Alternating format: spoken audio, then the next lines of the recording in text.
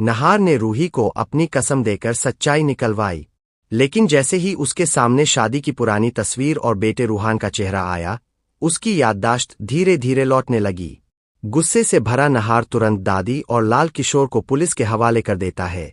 सबको लगता है अब हालात सुधर जाएंगे, लेकिन कहानी यही खत्म नहीं होती। अगले दिन जन्माष्टमी पर घर में उत्सव होता है। नहार और रूही कान्हा राधा का रूप धारण कर लीला कर रहे होते हैं। पूरा परिवार आरती में लीन है। अचानक नहार की नजर चारों ओर दौड़ती है, लेकिन रूही कहीं नहीं दिखती। उसका दिल घबरा उठता है। वो सीधे टिकमरे की तरफ दौड़ता है। दरवाजा खुलते ही नहार का खून खौल उठता है। लाल किशोर रूही को जबरदस्ती परेशान कर रहा था। रूही चिल्ला रही थी, मुझे छोड़ दो। नहार गुस्से में लाल किशोर की गर्दन पकड़ लेता है। मेरी रूही को छूने की हिम्मत कैसे हुई? लाल किशोर की सांसें अटकने लगती है। तभी रूही नहार को रोकती है और लाल किशोर भाग निकलता है। नहार सवाल करता है, रूही, तुमने उससे शादी के लिए हाँ क्यों की? रूही पलटकर कहती है, आप होते कौन हैं मुझे रोकने वाले? आखिर आप मेरे कौन हैं? ये सुनकर नहार टूट जाता है।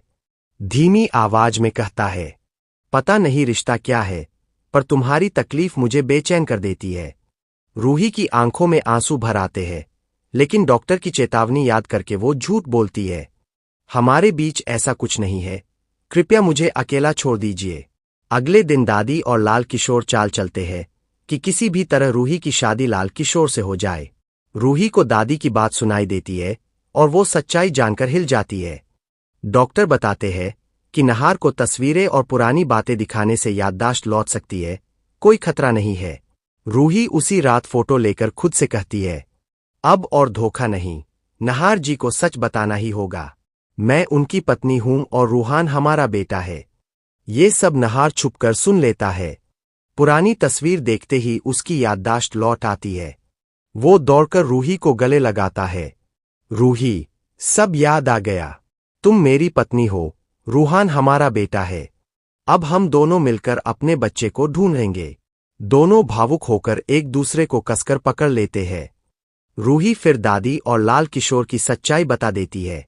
नहार पुलिस को बुलाकर दोनों को जेल भिजवा देता है। जेल जाते समय दादी माफी मांगती है, लेकिन नहार और रूही उसे माफ नहीं करते।